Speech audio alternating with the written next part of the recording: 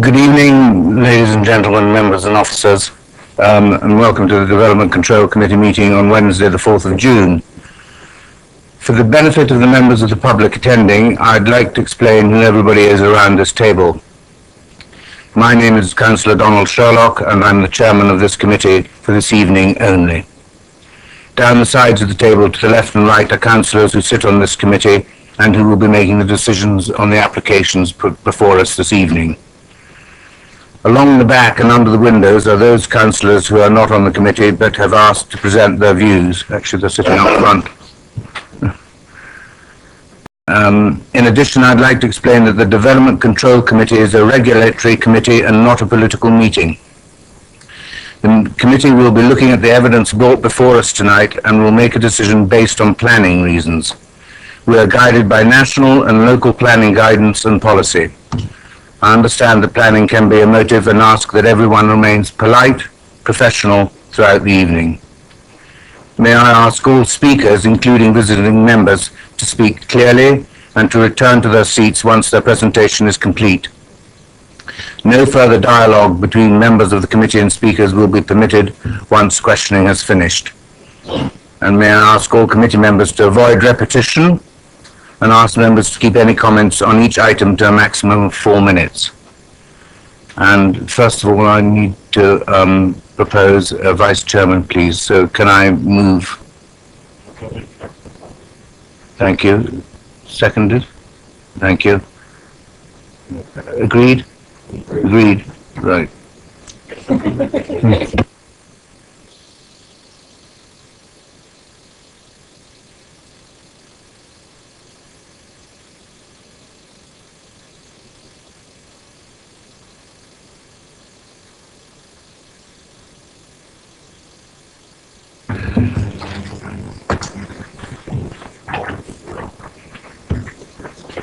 Right. Fire evacuation procedures. There are no fire alarms scheduled for this evening. Therefore, if the fire alarm sounds, please evacuate the building immediately. The fire exits are located at the rear and side of this room. Go down the stairs, exiting via the door on your left. Turn right and walk along London Road past Golding's building on your right. Turn right to the War Memorial and make your way to the War Memorial Park, where we would ask you to wait. Thank you. This meeting is being webcast, so all the people in the front row and when they speak are automatically televised. Apologies for absence.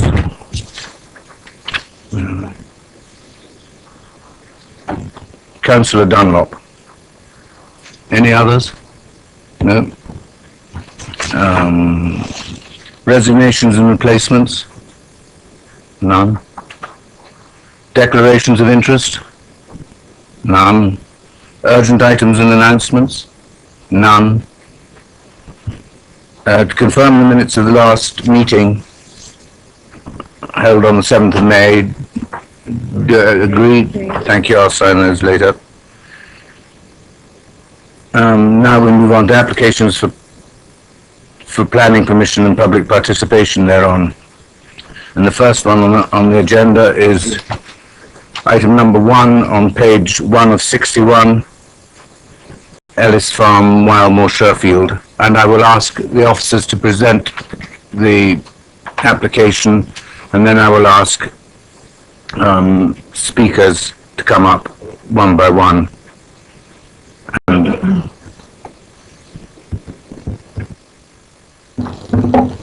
thank you, Chair. This is an application for the change of use of an existing rural building to provide ancillary staff accommodation. The officer's recommendation is for refusal, but I would draw your attention to the update paper. Reason for refusal number 3 has now been overcome. When considering this application, we consider the proposal against the annex advice in our supplementary planning document. Because it doesn't meet the criteria in that, we then have to consider it as a new dwelling in the countryside, and for those reasons we're recommending refusal. thank you. Mr. Lassiter, have you down to speak? You will have 4 minutes, and I will give you a notice when you've got 1 minute to go.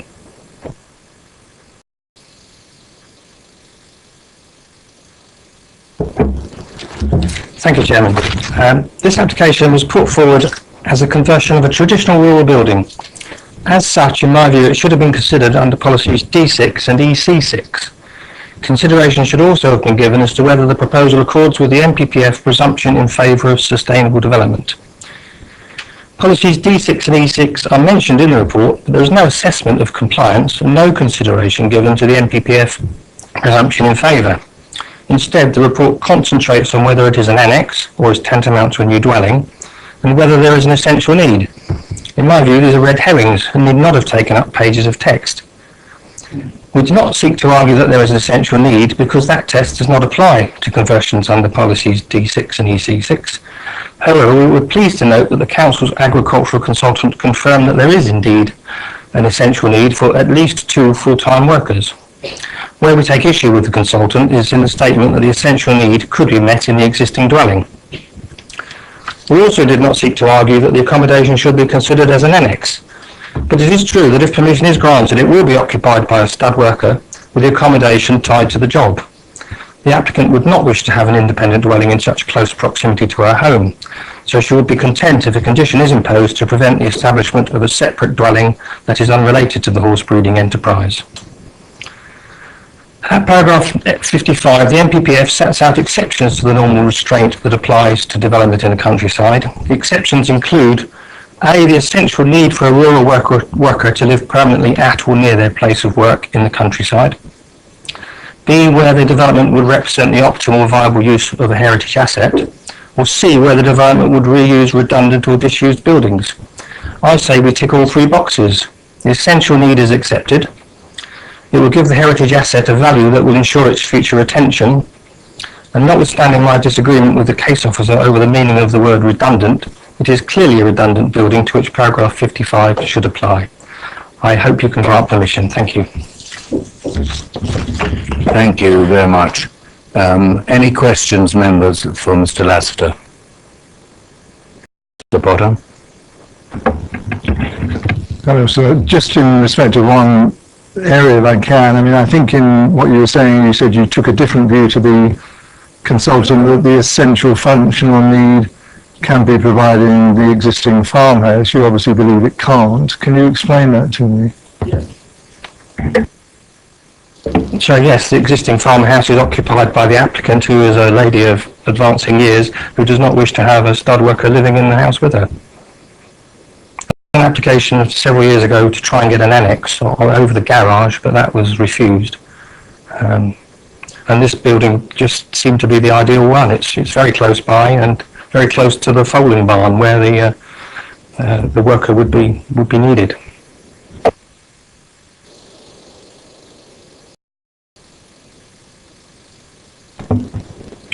Any more, David? Sorry. Councillor Miller. Thank you, Chair. Mr. Lassiter, what was the purpose of the building, the redundant building that's intended to be converted to living accommodation? How long ago was it vacated? Sorry, it's still partly in use. It's used to park an old ATV and a quad bike, and there's a little bit of storage in there. But that's all. The loft has never been used. It's just an empty space. Thank you. Any more questions?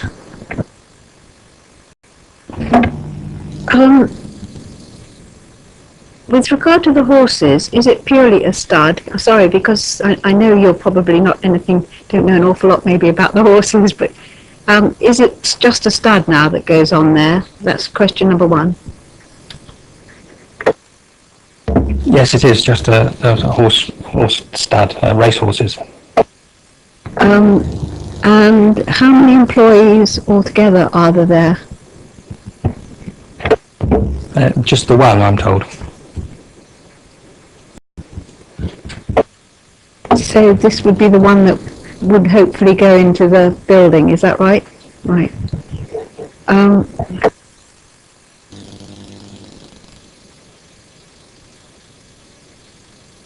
I think that's all at the moment, thanks. Any more? Right, thank you, Mr. Lester. Councillor Tomlin, as the ward councillor, do you wish to say something? Thank you, Chair. Yes, basically you can see that this was brought at the request of Councillor Joe Wardina, and I supported him in this. And I'm sure members have read his views. Again, that matches a little bit there with the lady of the house not wishing to share the accommodation with her workers. But yeah, I think this is something very akin to where we've been before. We have a need, but is there a technical planning reason why we're having a problem with a building as an annex or not a building as an annex? I note the parish council, for instance, are happy, would like to see a condition of it being tied to agricultural use, which we're hearing is being volunteered. So, I mean, the whole situation, it's an existing building, whether it's partly used or not partly used, it's modest in size, and we're not asking for some big substantial change to the environment. It's just something to make the rural economy keep ticking over. So really I'll just be happy to join in the debate and leave it at that. Thank you. Thank you. Questions to officers, members? Councillor Potter. Thank you, Chairman. I wonder if I could just get clarification about the proposed accommodation in terms of definitions of whether it could be considered an annex or not. I mean, you know, my interpretation might be different to somebody else's, but what's the definition? What are the criteria that planning officers would use for determining themselves whether it is an annex or it is not, or is a separated out building in its own right? Could you help me with that, please? Can read from the SPD then. So basically, in an effort to avoid new dwellings being created, it says that the council will in broad terms expect a residential annex to be subordinate to the main dwelling, be linked internally to the main dwelling, which this one isn't, share a common access with the main dwelling, be within the curtilage of the main dwelling. This isn't in the actual residential curtilage of the house. Have a functional connection with the main dwelling, e.g. the occupant should be a dependent relative of the residents of the main dwelling or employed at the main dwelling. Be in the same ownership as the main dwelling. Be designed in such a way as to easily allow the annex to be used at a later date as an integral part of the main dwelling. Obviously this one couldn't be because of its location away from the existing house. Have no boundary demarcation or subdivision of the garden areas between the curtilage of the main dwelling and the annex. The problem with this is an annex, it has no curtilage at all. Have adequate parking and amenity facility for the needs of the annex occupants and the residents of the main dwelling. As I said earlier, the parking has now been overcome, but there's still the issue it doesn't have any amenity facilities. It wouldn't have any curtilage. It's immediately on the yard. And then it says, will comply with the council's normal standards for extensions to a dwelling, including those relating to design and the amenities of neighbouring occupiers. Obviously, this isn't an extension. Any more questions? Debate? Your views, please. Councillor Taylor. Thank you.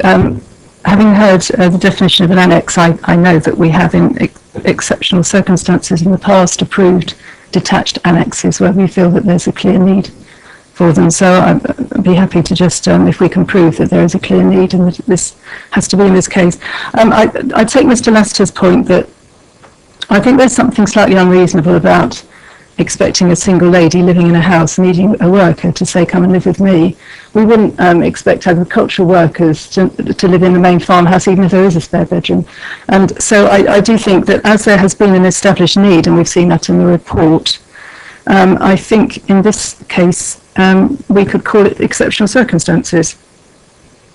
It does say actually with regard to D6, it says the council accepts that exceptional circumstances can apply, and I think in this case it probably does. And I think a lot of what was said in the definition of an annex applies in this case. So I think in view of the circumstances, in view of the lack of objections, and in view of the fact that there is an established need, I would personally like to see this one approved. Thank you. Councillor Tucker. Sure. Thank you. I have to say that probably I'm the only person on this committee who has actually bred horses and know how terribly important it is that people are on hand when a mare is due to foal. It is not like cows. They're very good at doing things on their own most of the time. But horses are not so easy. And if it is horses of this standard, you have to be very, very careful. And I actually would support Councillor Mrs Taylor's views that we believe that this should be an exception. Thank you. Councillor Leeks. Thank you, Chair. I'm tending to agree with the previous statement. Can we condition it to agricultural employment? I think that has already been offered, hasn't it? I think the agent referred to the equestrian business there. That's all that's running there at the moment is the equestrian business. We can condition it to that, or you may choose to condition it tied just to the house and not the business. I think we should tie it to the house. Councillor Miller. Thank you, Chair. I would, did I gather that Councillor Taylor has proposed this? And seconded? Okay, because I was going to do that, because I agree with the previous speakers. With the lack of objections and with the case that Mr Lester put forward in the comments that I just said, I'll fully support this for approval. Thank you. Councillor Potter. Endorsing what's been said, I mean, I just wanted to go last so I didn't get lumbered with representing the DC committee anywhere else again on this occasion, but I'm very happy to support the proposition. Thank you. Your condition, Councillor Leeks, sorry. Do we want to tie it to the house or? Yes, I'm happy for that. Right, okay. Can I take a vote then? It's been proposed and seconded. Those in agreement? Approval. Approval. Can you go through the conditions for me, please? Thank you. If I can just go through the conditions, the standard one listing the plan numbers and the time condition, also that materials shall match the existing building. There's a request from the Conservation Officer that we have full working drawings of any details for the windows to go in because it is an older building. Removing any PD lights in terms of external alterations and extensions, boundary treatments, solar panels and outbuildings.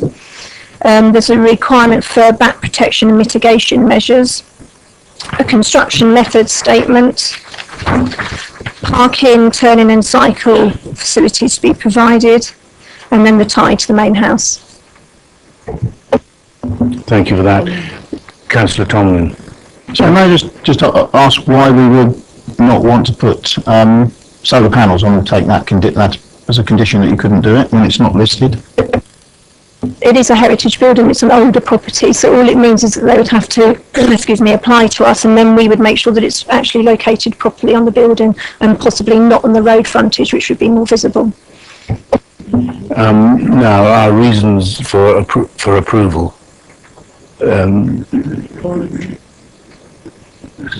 EC6 and DC exceptional circumstances. Is that okay?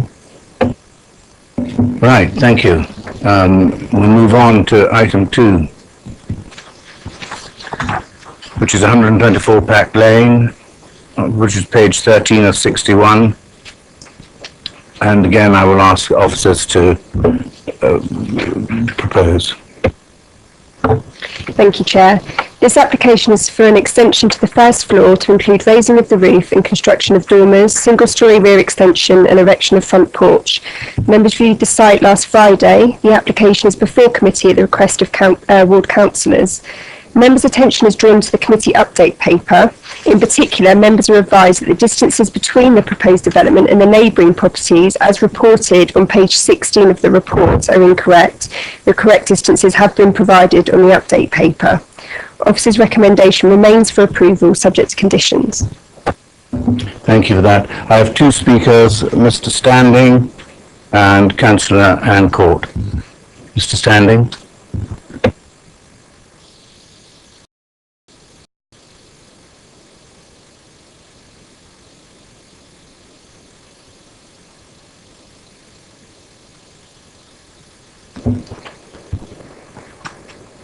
You have 4 minutes, Mr. Standing. Thank you, Chairman. I'll give you a minute's notice. Thank you. I'm a resident of Pack Lane, and today I'm presenting my case, objection, and also I will be referring to some of the problems that my other neighbour will get on the other side of the property. Approval of this application and subsequent construction of this proposed extension would have a profound effect on the quality of life of my wife and myself. The proposed long extension to the rear of the applicant's property would be significantly lower levels of natural light into our principal and constantly used rooms, the kitchen and dining area, and furthermore would deprive us of that little bit of sunlight in the morning. However, and most importantly, it would deprive us of light into an already poorly lit stairwell, thus posing a potential threat to our safety by reducing levels of natural light. For some time, we've been considering installation of skylights in this stairwell in order to provide more light, and I still have the necessary quotes available. I've been monitoring light levels in our kitchen and landing areas, and they're already significantly lower than those prescribed for cooking and living areas and access areas. I believe that we have the right of light under the already existing provisions, and by the nature of the length of time that we have lived at this property. However, I regrettably have to say that judging by similar recently widely reported cases, it would appear that the planners are choosing to ignore this provision. On no less than 2 occasions, I have requested the planning authority to visit our property in order to judge for themselves the impact of the depriving of natural light from our perspective, not only from outside the dwelling, but from principally in our home. This was to no avail, and sadly this has not been taken up. I must now respectfully make 2 changes to the planning authority's report.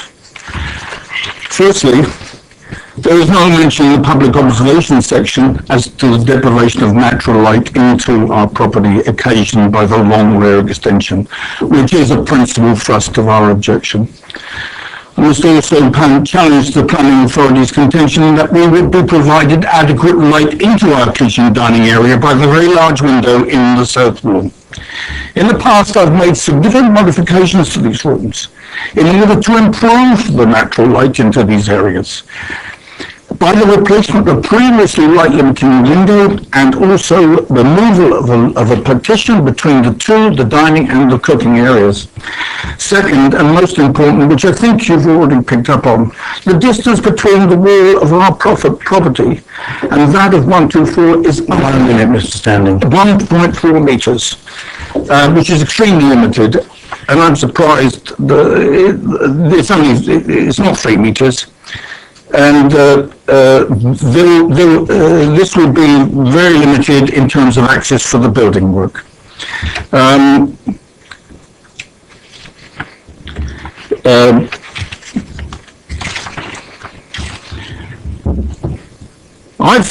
We have lived here for the best part of 27 years, and a significant portion of our time and effort and disposable income has been put into what was quite frankly a tip into making this a habitable house. The development was to go ahead, it would destroy those aims. And I'm not really, quite frankly, I don't relish spending my time looking at a blank wall in what time I have left. But anyway, finally, I'm a reasonable person. There was every possibility that this compromises could have been reached, but that is not the case. Anyway, finally, it leaves me to thank the committee for at least giving me the opportunity to state my case. Thank you. Thank you. Right, questions? Councillor Tomlin.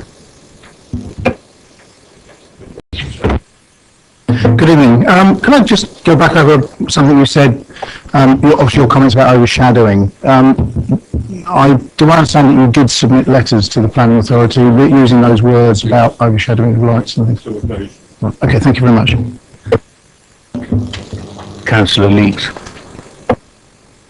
Can I just check that the gentleman lives at 126 or 122?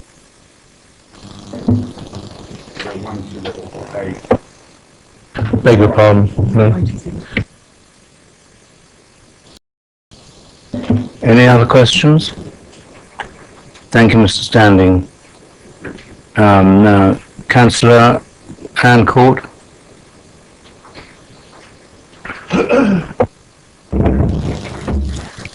Thank you, Chairman. I think the objector, Mr. Standing, has made his points quite well, and I think members of the viewing panel who saw it on Friday can see where he's coming from. And I'd like to thank you all for coming out and having a look. The neighbour on the other side does have concerns with the shared driveway, and I have concerns equally, because if this application goes ahead, then building materials presumably will be delivered on the front driveway, which those members saw, and where would the parking go? It's a shared driveway, very narrow, and I don't know if the committee is minded to approve it, if an informative could be put on to alert people. It's right by the humps in Pack Lane, the good old famous humps. I leave it to you to have your debate. Thank you.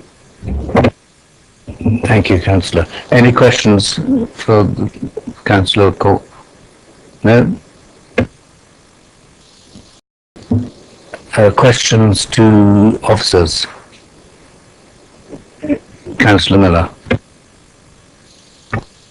I'd like to get back to this issue that we were shown on the viewing panel about the shared driveway with the other side of the property that's being considered on the application. I'm afraid in my lay mind, I could not see how the materials for construction could be brought, or continue the work and the construction work at the back of this house, which is identified in the application, could actually be facilitated. Now, the officer that was escorting us during that time said it was a matter between neighbours. We have construction guidance, I believe, and construction site plans should be submitted at certain applications, but is that the case in this particular instance, and why not?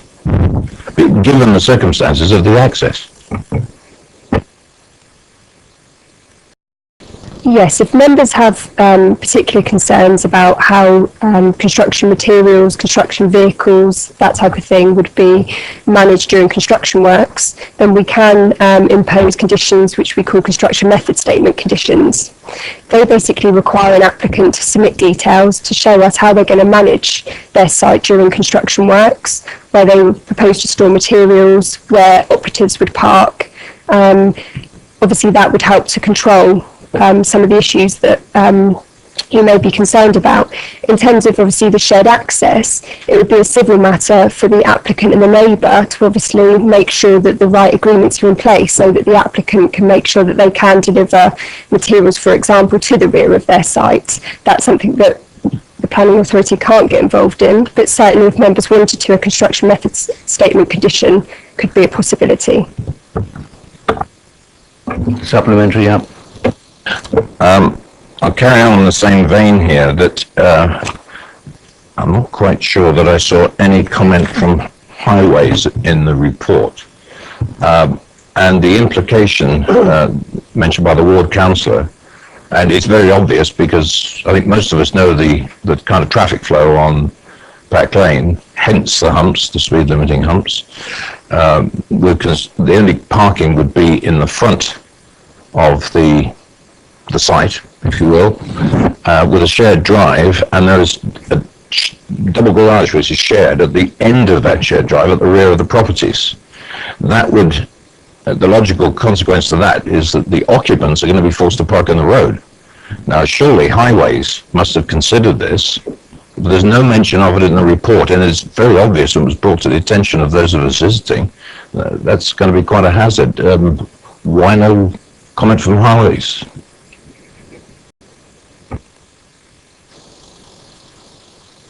We weren't consulted.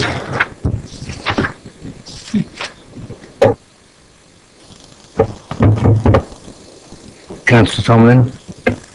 So I was just building on the question I actually asked to the gentleman who's the neighbour. Obviously his concerns about overshadowing and loss of light, as he said he wrote in about. I don't see anything of that in the public observations that are in front of me. The only thing about it is in Councillor Lucas's comments. So I just wonder if we left something out, or do the officers see it in a different light? Sorry, wrong word. Different way. Sorry.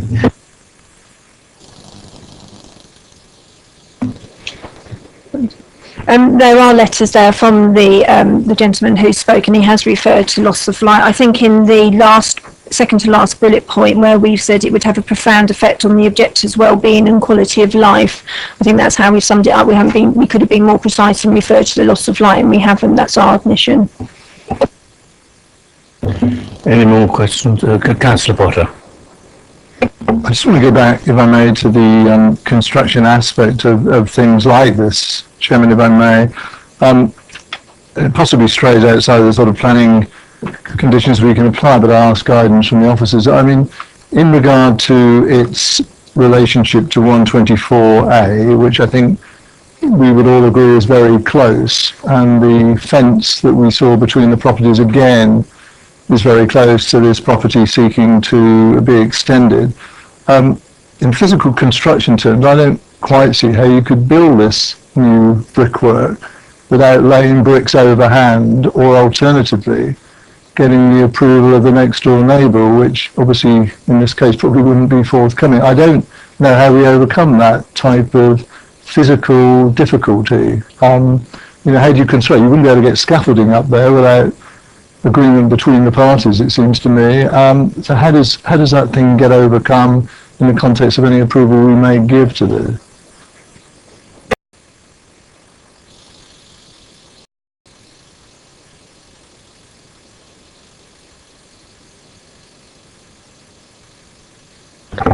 In terms of actually building out an approval, it is a civil matter for the applicant to ensure that they have the correct agreement with neighbours in order to, for example, put scaffolding or anything necessary on a neighbour's property. If there isn't that agreement there, then obviously the applicant would need to ensure that they can try and construct the development from within their site. Sometimes that can be possible, but it's not a matter for the planning department to ensure that that's the case. It's for an applicant to ensure that they can construct the development that they're putting forward within their own site or with the agreement of their neighbour. I only make the observation, Chairman, but I mean, I wish them well in that. I mean, I used to be in this line of business, and laying bricks overhand isn't the easiest thing in the world, I can tell you. And, good luck to them, really. But that, and especially when you start to get up into the roof construction as well. But, and there are some areas where physically, without cooperation, it just doesn't allow for the space to do this. But, okay, I understand this civil aspect of this, and we would see how that played out if we give approval to this. Thank you. Councillor Tutton. Can I just double check? What I understood was that highways had not been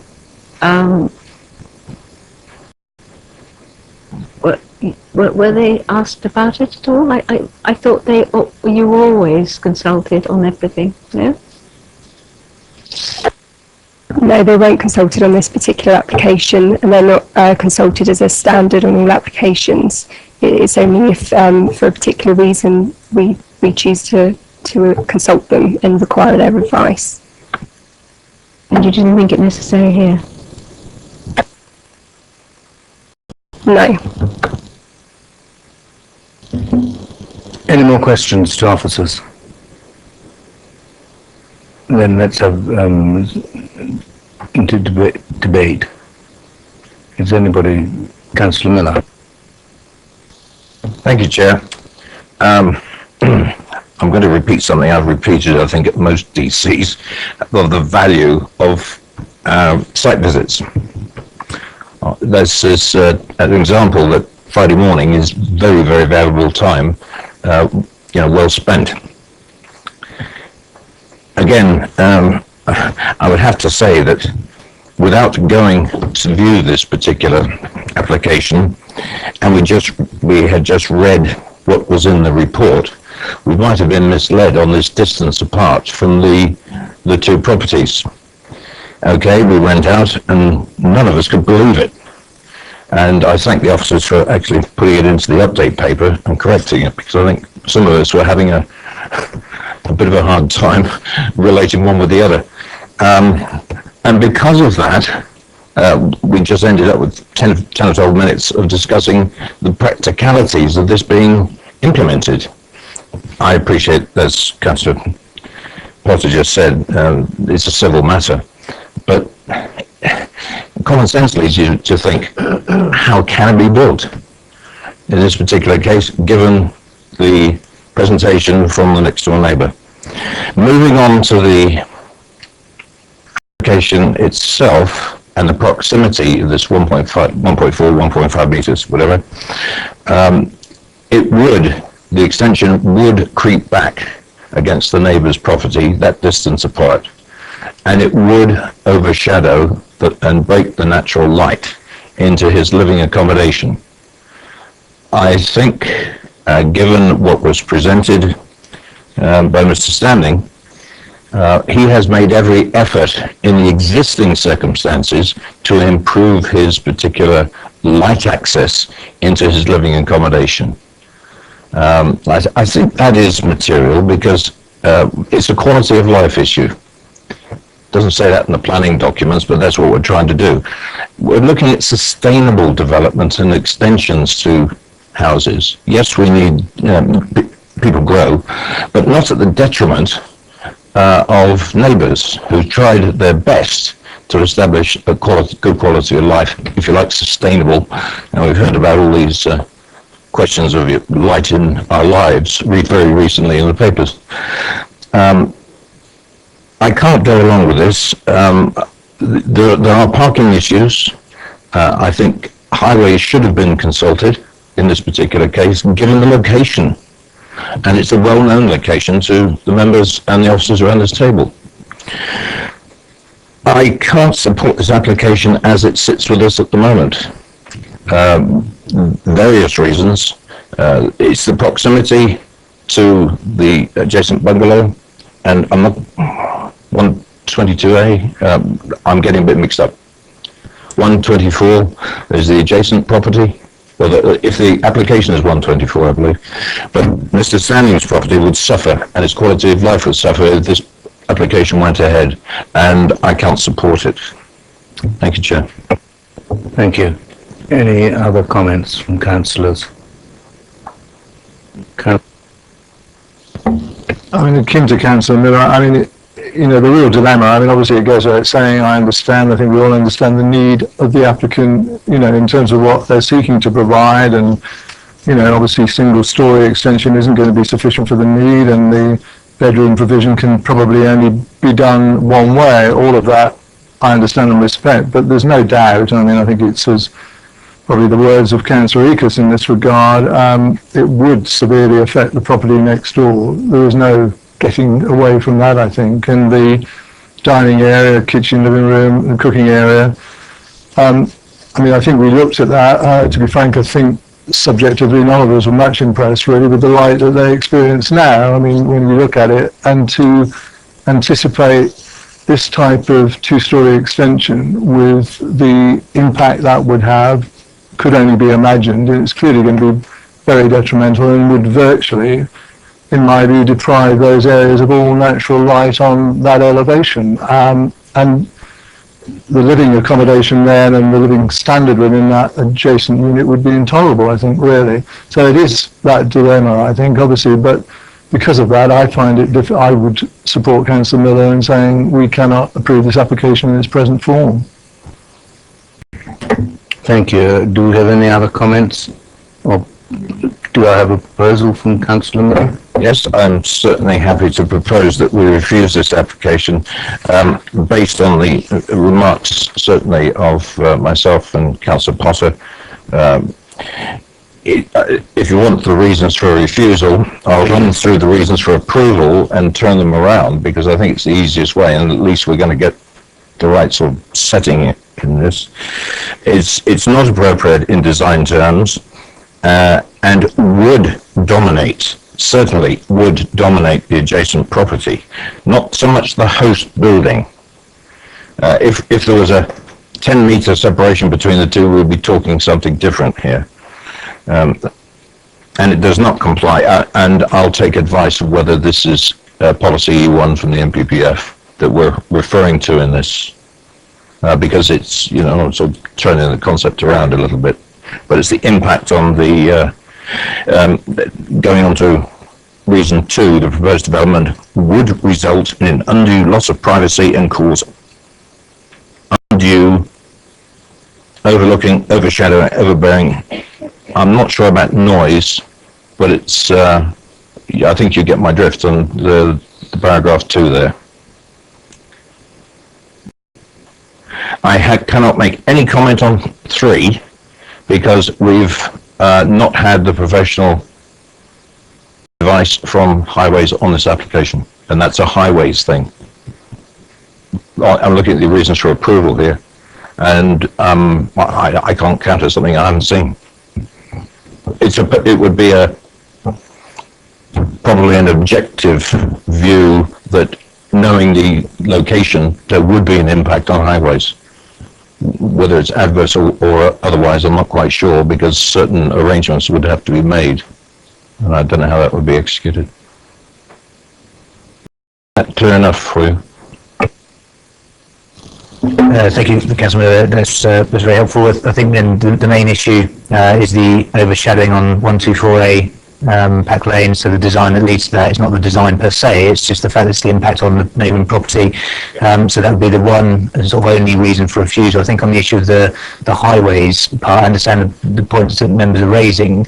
But if you consider it in a different way, if someone was, for example, was putting forward an extension under permitted development, it could be a very extensive extension, they would be bringing building materials onto site. It's not something that we would necessarily control. I think the only reason it's before us as an issue is that it's a current planning application. We would normally secure details of our construction method statement conditions, so I don't think that would potentially be a reason for refusal that we could take forward, albeit that I understand the concerns raised. So I think it really would potentially be the one reason for refusal as suggested. Thank you. Right, you proposed it. Do we have a seconder? Thank you. We have a proposal and a seconder and reasons. Those against approval. It's an Irish way of going about it. It's a Scotsman, yeah.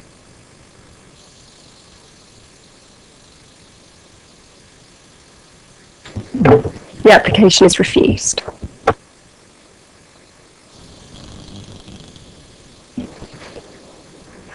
Reasons. We've done it. Okay, we can move on to item number 3, which is on page 20 of 61. 89A Hatch Lane. And officers, please. Thank you, Chair. Members may recall considering this at the May committee, and it was deferred to allow the site to be viewed. You also requested that there would be further details in terms of the boundary treatment, and also that a sunlight shadowing plan was submitted. We've received those, and the agent has confirmed that the boundary treatment to the front is basically a solid wall up to metre high at the very beginning, and then it changes into close boarded fencing with brick piers in between, and it's about 1.8 metres high. In addition to the shading diagram, the applicant's agent has also submitted a street scene. On the street scene, we've also drawn on there for councillors to consider, basically there's an unobstructed vertical angle of 25 degrees, which is referred to by the the Building Research Establishment, who are the government advisors on things to do with sunlight. And as you can see on the screen before you, the first floor window wouldn't be affected. The neighbour's first floor window, the eyebrow dormer, in our opinion, wouldn't be affected by the extension, but the ground floor one would be. But the ground floor one, that isn't the only window that serves that room, and because there's another window serving that room, our recommendation is still for approval. Thank you. I have no speakers on this because they spoke at the last meeting, but the ward councillor, Sven. Thank you, Chair. Well, I'm glad I'm relieved that so many people were able to come on the viewing panel, because I think I should have called this to a viewing panel originally, because it's one of those sites where it is really quite pertinent, and to actually view the whole thing in situ. I mean, I think it's a very easy one to form a view on, because I mean the issue is very simple one. It does this dominate unreasonably and unnaturally the property at number 89, and does it cause a lack of privacy and light to him, which is unacceptable. So I think if we look very simply at the reasons for approval, those members will need to ask themselves whether they agree with in one and would relate to surrounding development in an appropriate manner, and they have to ask themselves on reason 2 whether they agree with would not result in an undue loss of privacy or cause undue overlooking. It's probably only fair to mention as well that at last month's meeting, the agent did mention that one of the letters of complaint had come from as far away as Ruislip. But it is fair to say that the letter was sent by a person who is actually a co-owner of number 89. So he has a perfectly legitimate reason for expressing a view. So I would like to leave it for the members to form, those who form their own view about how they want to vote on this one. Thank you. Thank you. Questions to officers, members? Any? None? Debate?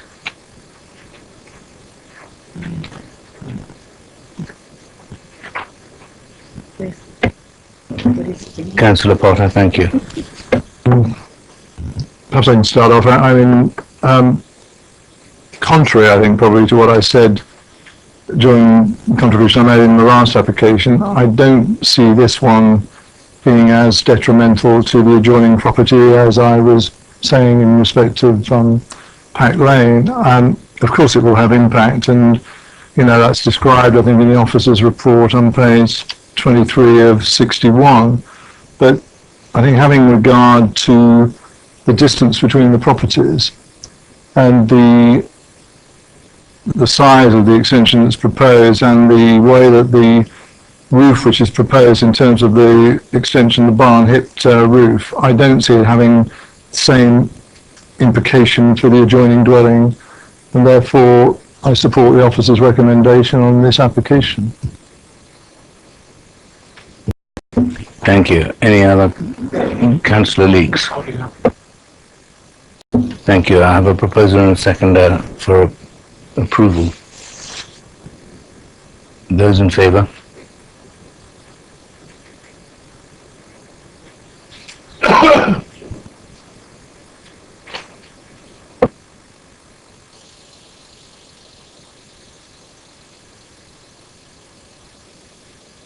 Just to confirm that the application has been approved. Right, we move on to item number 4, which is page 28 of 61, the Automobile Association officers. Thank you, Chair. This application proposes the display of 2 internally illuminated high-level fascia signs. Members viewed the site last Friday. The update paper advises that the agent has confirmed the illuminance level of the proposed signs would be 600 candelas per square metre. Officer's recommendation is for refusal. It's considered that the illuminated signs would have an adverse impact upon the visual amenities of the area by reason of their siting upon a prominent building and their illuminated nature that could set an undesirable precedent within the local area. Thank you. Thank you. I have 2 speakers.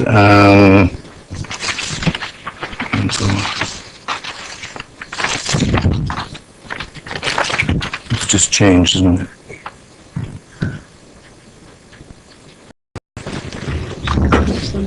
Hello, yes, Mr. Cook. my name is Michael Cutbill. I'm a director of the AA. So first of all, thank you for listening to our application. I will be giving some background to why we believe this is an entirely justifiable request. So the AA has been in Basingstoke now for 41 years. During that time, we've had a lot of buildings in lots of other parts of the country, and we continue to do so. But we have chosen Basingstoke as our flagship, and we have a great relationship with the town. And Basingstoke itself promotes itself as the home of the AA, and we're very prominent in that sort of promotion. Now, it seems to me that Basing View is changing, and now is the time to let the AA promote itself as one of the cornerstones of Basingstoke. In the new Basing View, there will be a new feel with new signposted tenants, for example AXA, and also John Lewis is moving in due course. To have the AA sign on the building will not be incongruous with either the new business park or the town. We will be neither too prominent, nor too large, nor too bright. I don't want to go into the technicalities one by one of the planning because I feel that others are better equipped to do so, but I would point out that in a number of important respects, so in terms of highways, in terms of neighbouring residential issues, the application has been approved, and I would also like to mention with due deference that the AA was recently voted Britain's most trusted brand, and it is important for the AA as an employer and as a member organisation to demonstrate where we are and the scale of what we do. And I think that the signs that we are putting forward are entirely proportionate to this aim. Also, you probably know, I think you've read that our application for this has been long-standing. It's gone through a lot of different iterations. I was involved 5 years ago or so when we approached this subject.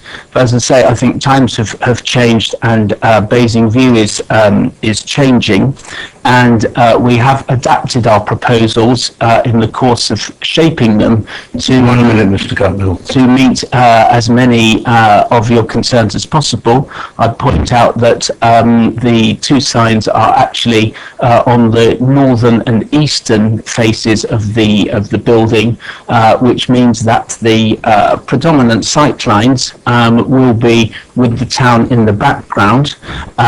So I think in summary, it's entirely appropriate. So I do hope that you can grant permission. Thank you very much. Thank you. Members' questions to Mr. Cutbill, Councillor Miller. Thank you for your presentation.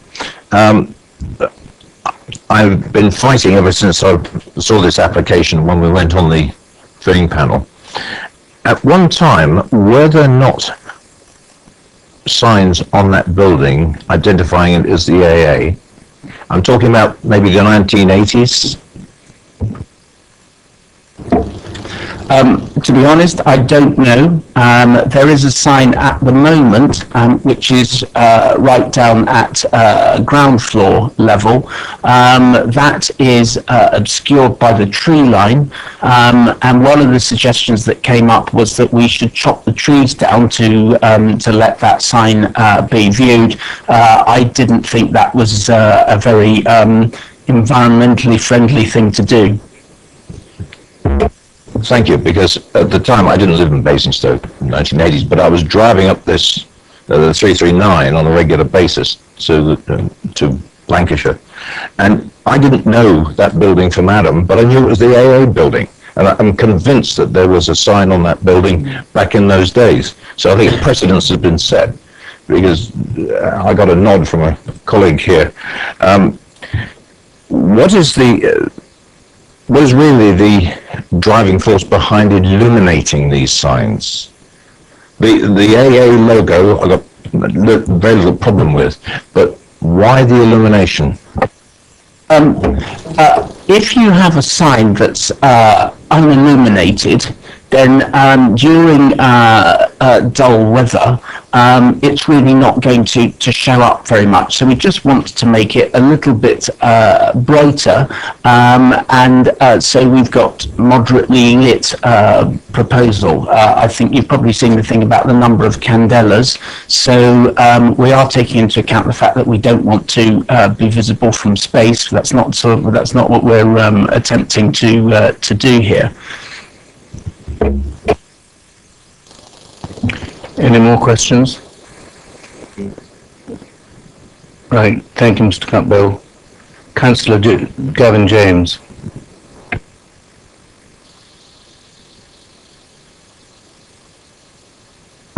Good evening, Chair, and thank you. I apologise if any of the committee members heard my mobile phone go off earlier. I accidentally put on the calendar at home. I'm going to an AA meeting tonight, and I think the other half's got completely the wrong end of the stick. But I'll explain it when I get home, but make sure I'm recorded in the minutes as being here. I should declare an interest. I'm a member of the AA, and I should also declare perhaps another interest that my first ever summer job was also with the AA.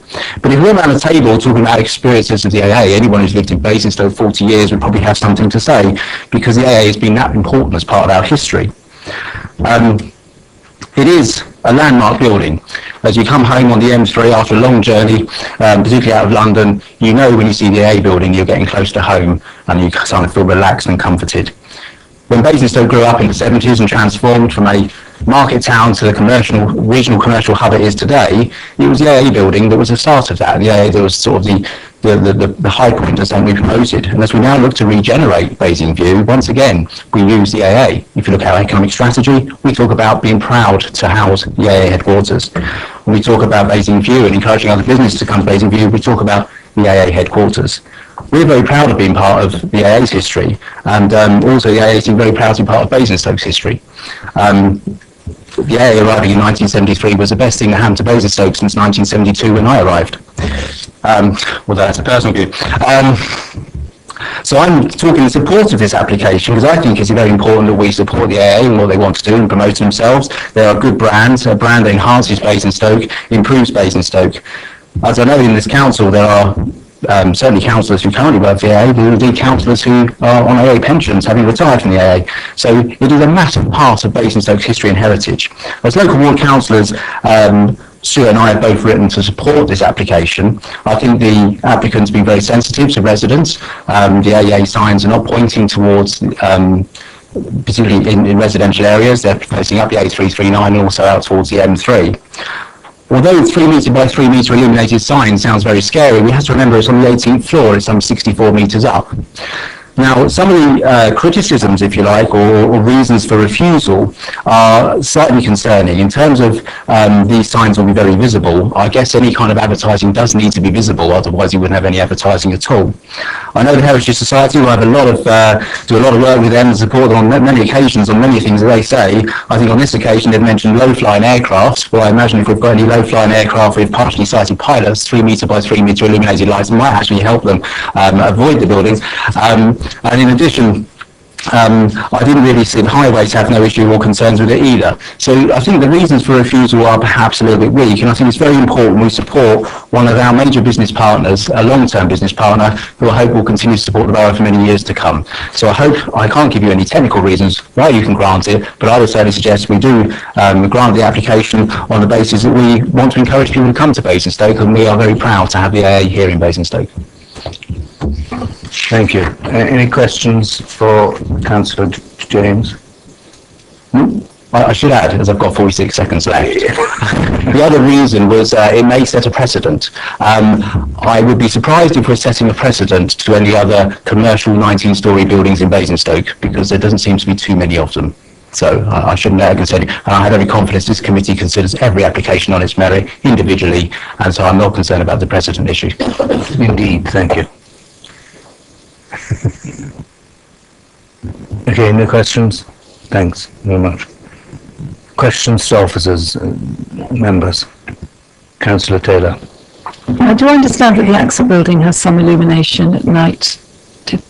And if so, how many candelas is that?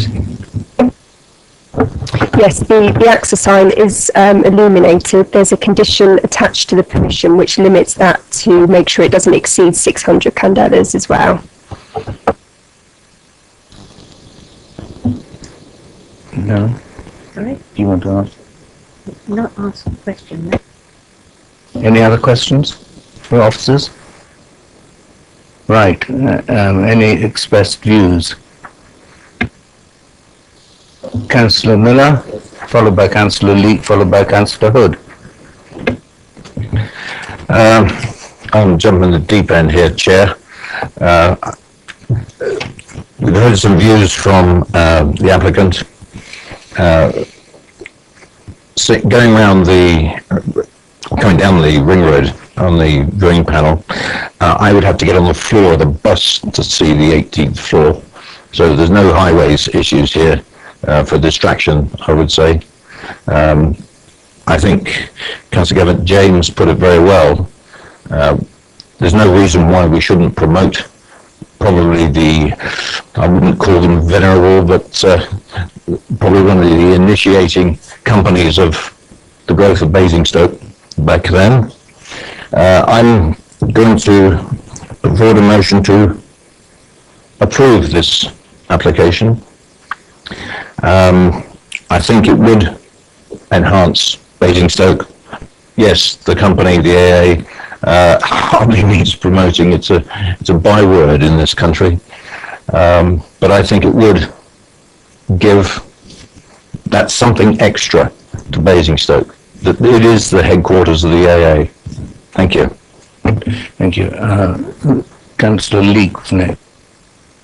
And then Councillor Hood, and then Councillor Potter. Don't wish to say anything, Chairman, but I am Leaks. I apologise. I can't get on the floor of a bus, so I won't be doing that. And when you come off the motorway, I'm not going to be on my way home. I'll be about 10 miles. But I actually agree, and I would like to second. I don't see any problems with this at all. Might be a bit of advertising for low-flying aircraft, but let's hope not. Yeah, I've got no problems with it. You can't see it really from a great deal number of houses. It's facing the right way. And we should be promoting Basingstoke. Councillor Hood. Thank you, Chair. I'm 100% behind this. I think I can see the farmhouse every day from my garden if need be. And also the fact that it was said earlier, when you come back from London, the M3, in the old days, the A30, within 5 miles of Basingstoke, you felt you was coming home, could see the air. And also we're breathing new life into Basingstoke, and I think it's only right that AA should play a prominent part. I think when I'm there in Basingstoke at night, when you see all the illumination from Festival Place, and that doesn't cause any harm, and in fact I was very surprised we even suggested turning this down, because it's in the skyline, and I think it's important we do support the AA or any company trying to improve things, and I certainly would support this.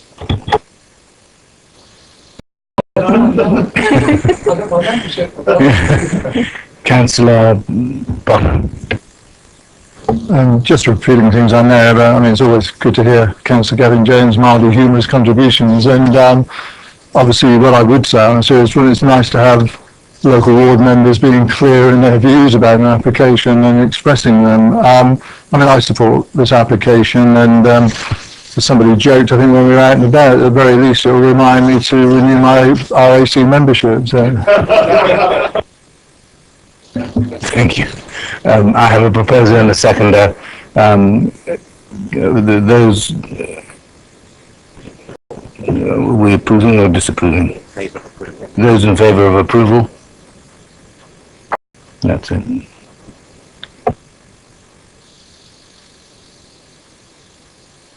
Chair, we've got some conditions to suggest, but just in terms of reasons for approval, I think the only issues to consider under an application are impact on amenity and public safety. So effectively, the committee will be saying that there's no adverse impact on public amenity or public safety. Yeah. With regards to conditions, officers would recommend the standard plan number condition, the standard condition for advertisements, which requires them to be kept in a clean and tidy condition. Thirdly, just a time limit condition. And fourthly, just to secure the illuminance to make sure it doesn't exceed the 600 candelas per square metre as set out.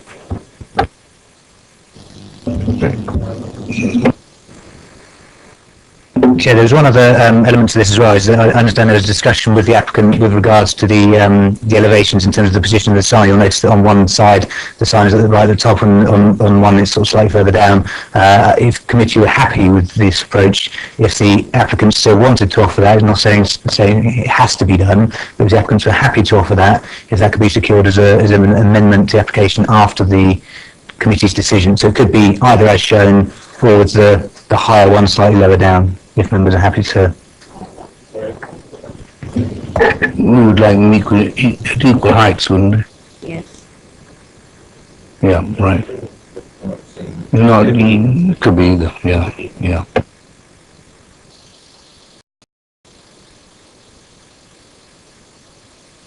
Right, next one please, which is item number 5, Mulberry House, Inhurst Lane, Borkhurst.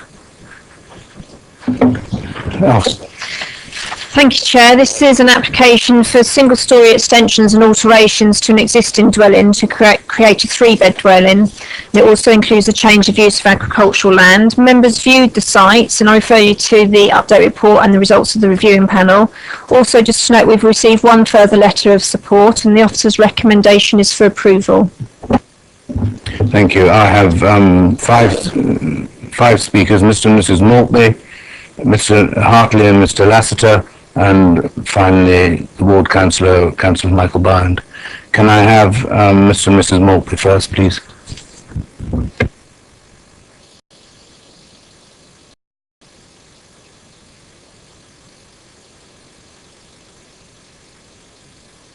I'm William and I'll speak on behalf of Yeah, you press the big one. No, that's it. You've got 4 minutes and I'll give you a minute's warning.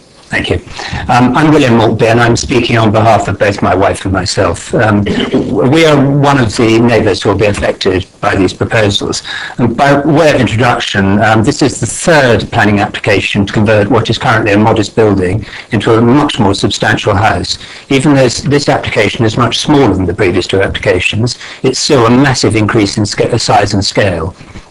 We haven't got the detailed figures, but we think it more than doubles the footprint of the house. It is also outside the settlement policy boundary and in open countryside. The other 2 applications were rejected because they represent a substantial increase in size and scale and changed the rural character, particularly around the footpath. We think the same applies again, and this application should be rejected for the same reasons. By way of background, the entrance to Mulberry House is on an important footpath used by the local community for walks into the woods and countryside. The footpath runs off Inhurst Lane and is the first point where the real countryside begins to the south and west, and where the landscape changes from the more suburban roads around Borkhurst and Heath End. This proposal will result in this quiet rural footpath becoming much more suburban in nature. And we think that the case officer's reasons for approving this application are wrong.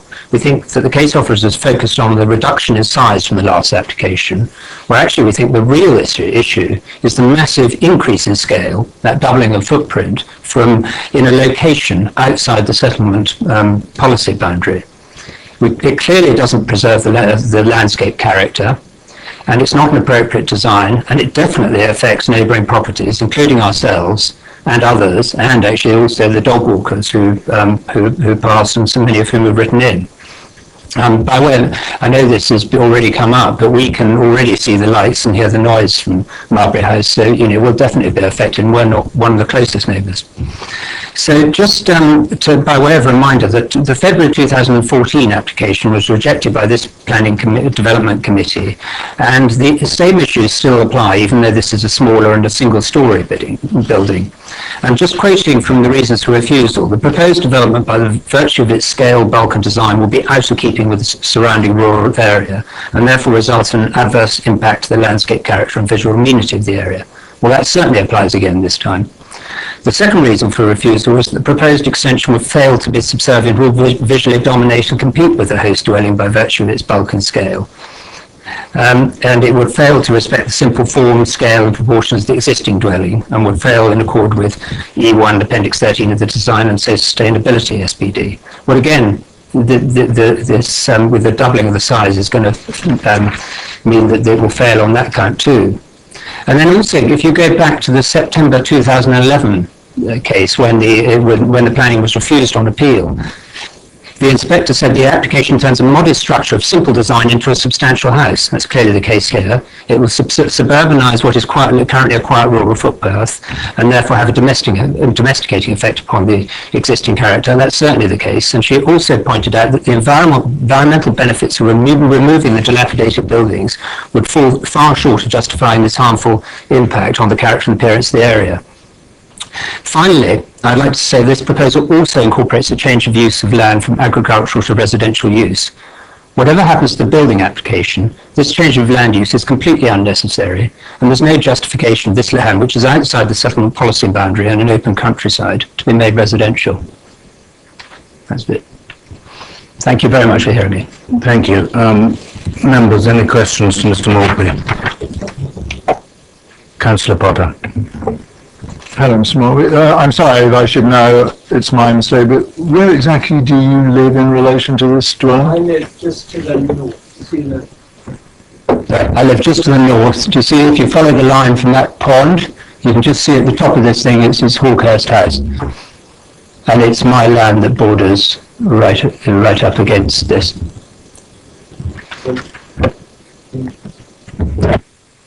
Can you just give me some help on this in terms of scale? I mean, how far away is that from the dwelling in question?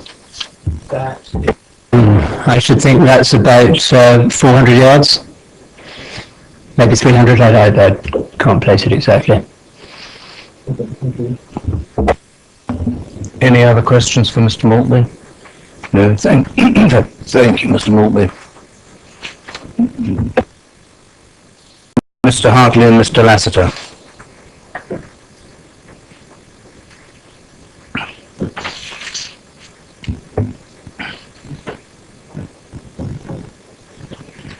You have 4 minutes between both of you, and I will tell you when there's a minute to go.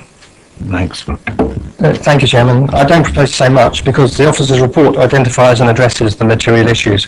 But together with Mr. Hartley, who will also say a few words, we would be happy to try to answer any questions. In the light of certain comments made in objection letters, I would like to emphasise that Mulberry House is a lawful dwelling, so whether or not permission is granted, a dwelling will remain and vehicles will continue to use the track for access. So there'll be no change whatsoever to the character of that track. Visibility of the proposed dwelling from the footpath has also been raised as an issue. But with the existing boundary treatment and extensive proposed planting, the dwelling will be very well screened. From this footpath, one can see not only the dwellings in Inhurst Lane and the large indoor riding arena at Hawkhurst House, but also many of the properties in Hawkhurst Hill. Some are quite well screened and others very much open to view. That is the context of the proposed development. It is my view that any glimpses of the property will not be out of character or harmful to the visual amenity, and I urge you to accept your officer's recommendation. I'll just add one thing, if I may, that in none of the previous refusal reasons has it been alleged that there would be harm to the residents of Hawkhurst House or any of the other neighbouring properties. Thank you. Thank you, Chair. I'd like to put out the reasons given for the refusal of the previous application on the site. They're related, as Mr. Mortley said, to scale, height, bulk and design. These reasons have all been now fully addressed, as you can see in the current application. This has been achieved by the following. For scale, for example, the removal of the first floor in its entirety has reduced the scale and the height issues. Ridge height is now lower than the existing bungalow, not house, bungalow, and reduced in scale, obviously, by doing that.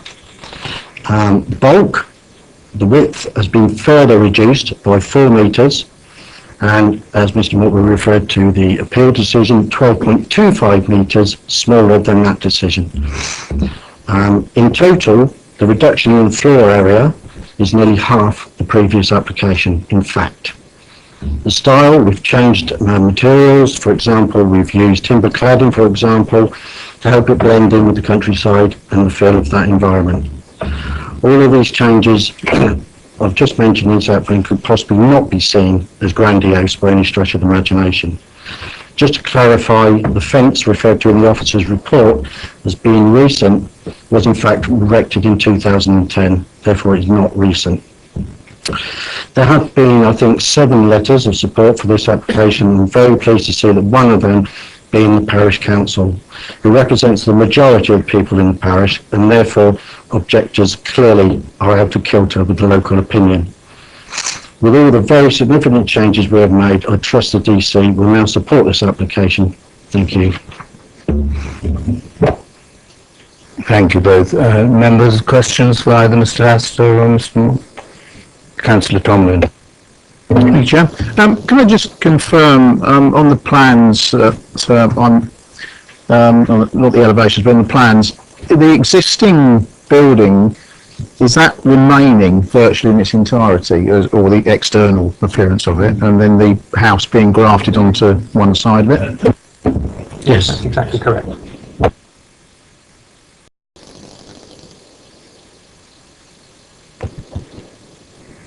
Anything further? No. Any more questions? Thank you both very much. Ward Councillor, Councillor Bound. Thank you, Chair. I wasn't able to go on the site visit on Friday, but I have been on the site before, as with the previous application in February. Remembering back to February, I was quite vigorous in my objections to that particular application. In fact, so much that I had, in my own mind, predetermined the application. So I spoke purely as the ward councillor, and then I opted out of debate and the vote. And the committee then voted against the application. In this particular case in front of us now, the applicants, I feel, have gone a great distance in terms of overcoming the objections upon which the application was refused last time.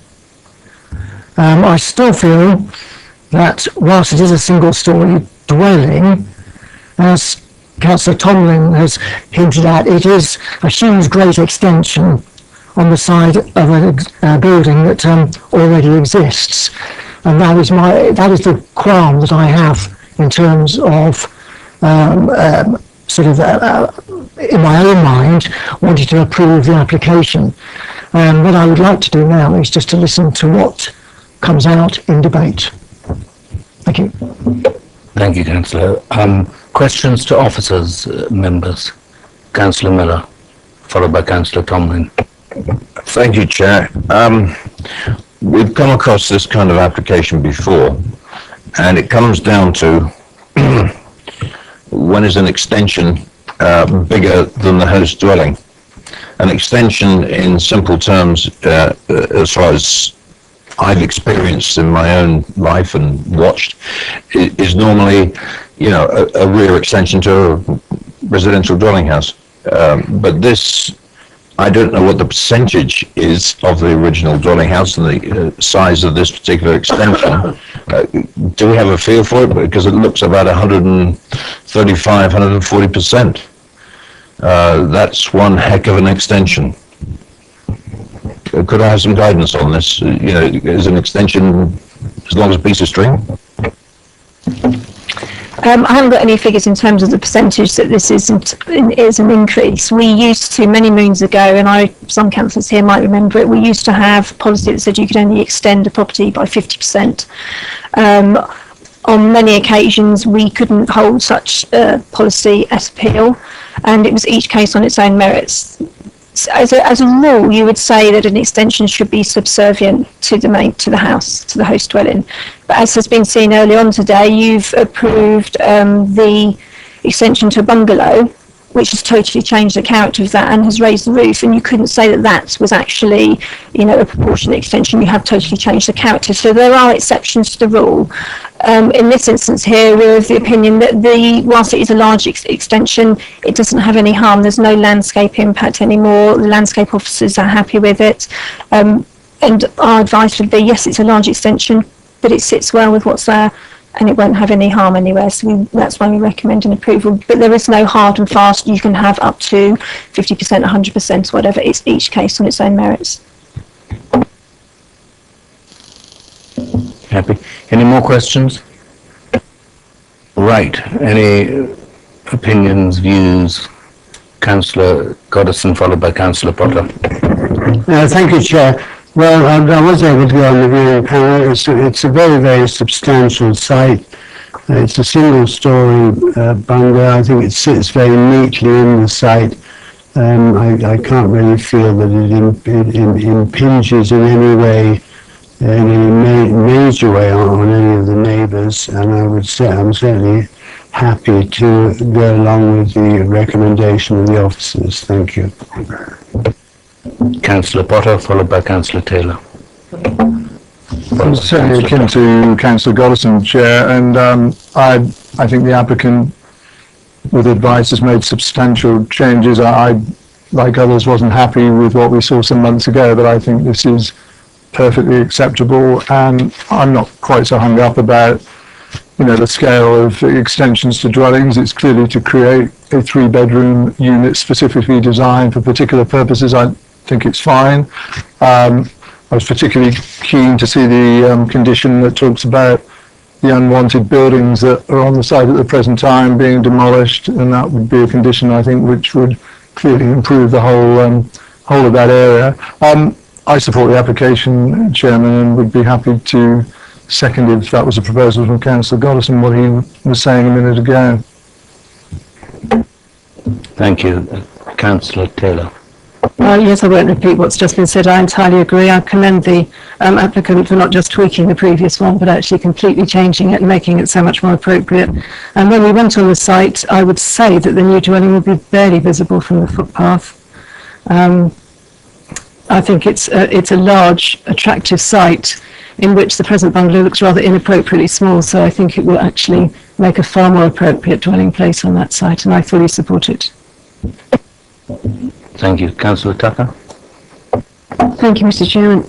I have to say I'm not 100% happy with it, because it all goes back to this: when is an extension not an extension? But I take on board the comments that have been made by the officers, that there's not much we can do about that. What I would like to see, if it is to be passed, to make sure that there is no hope in the future for it to be made higher in any way, shape or form, because it really has to be a lower profile on that site. In my view, it's the only way it's acceptable. So can we make sure that there is something there? And also I do see that the parish are in support, so long as all these other things are included, and so long as they're happy with that, then I'm more likely to accept it. Thank you. I have a proposal from Councillor Goodson, supported by Councillor Potter, for approval. Those in favour?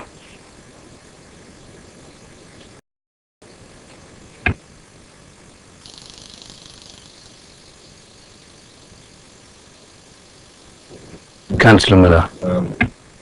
I just hope we're going to move on to conditions. I see the ones put in here, bearing in mind what Councillor Mr. Tucker said. Permitted development rights, can they be withdrawn from the, put in as a condition? Because sure as eggs and eggs, somebody at some time in the future is going to want to build where these derelict buildings have been removed. It's going to open up an awful lot of space on the site. And if anybody wants to do anything, they had to come back with an application. I don't know if that's possible. If I can refer you to condition 15, that removes permitted development rights, and we can also make sure that there's absolutely no possibility of altering the roof in any way, so it doesn't increase its height, for example, like putting in dormer windows, which could totally change the character equally as well. Good. Are we happy, members? Agreed. Right. Right. Item number 6. It's a tree preservation order.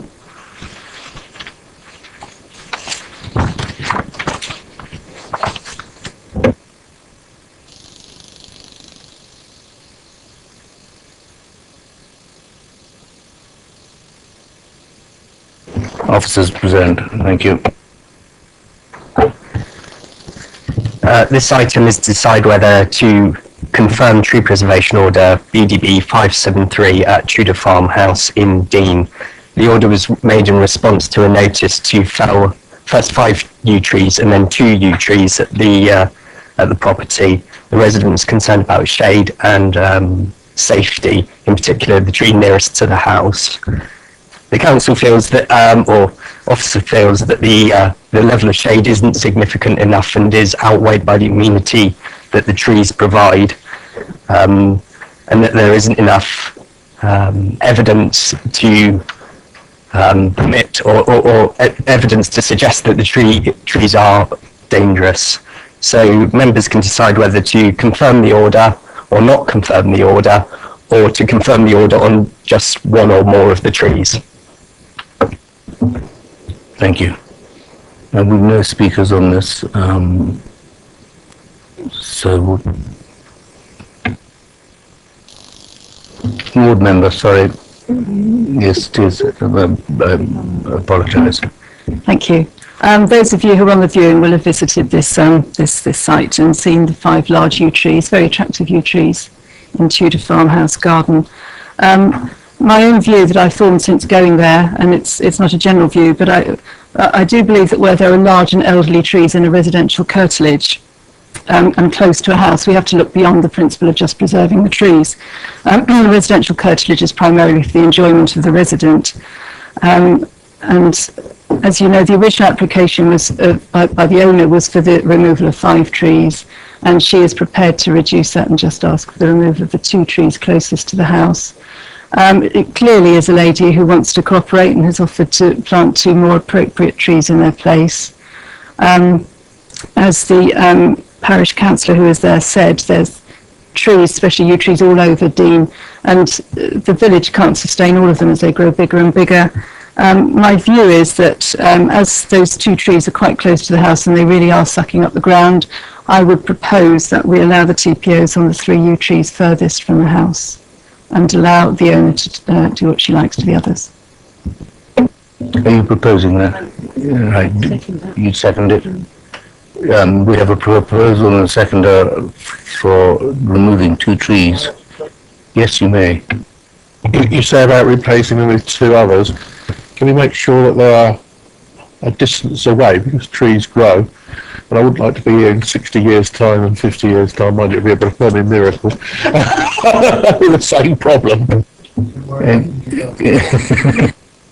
Okay, sorry, do we have approval for the removal of 2 trees? Yes. Yes, agreed, thank you.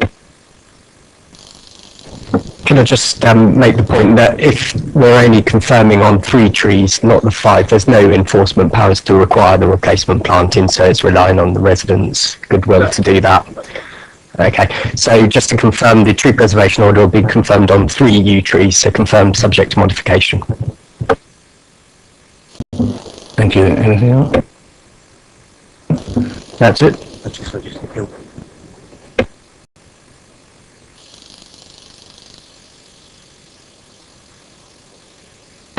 Thanks, Chair. It's just the final thing was on the appeals paper at the back. Apologies to members that it's been set out twice in the agenda. I'm not entirely sure why that is, but the only one that's going to bring to members' attention is Appendix A, the Railway Inn. You may recall this site which previously had a permission as a temporary car park, which I think may have come to committee a number of years ago. Then had permission allowed on appeal for 5 units. An application came back in for, I think, 13 at first point, then it got reduced down to 12 and then down to 11. Effectively, the application went to appeal on non-determination on this occasion, and the inspector, in doing the balancing exercise that we've mentioned at previous committees about the benefits of housing supply and sustainable development, because it being a highly sustainable location, against the adverse impacts, and actually came down on the favour that the adverse impacts on this occasion outweighed any contribution to 5-year supply and the sort of benefits of sustainable development, mainly in relation to significant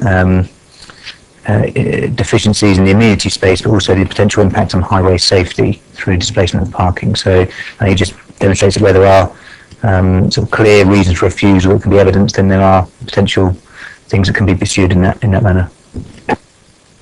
Thank you. That's it. Just.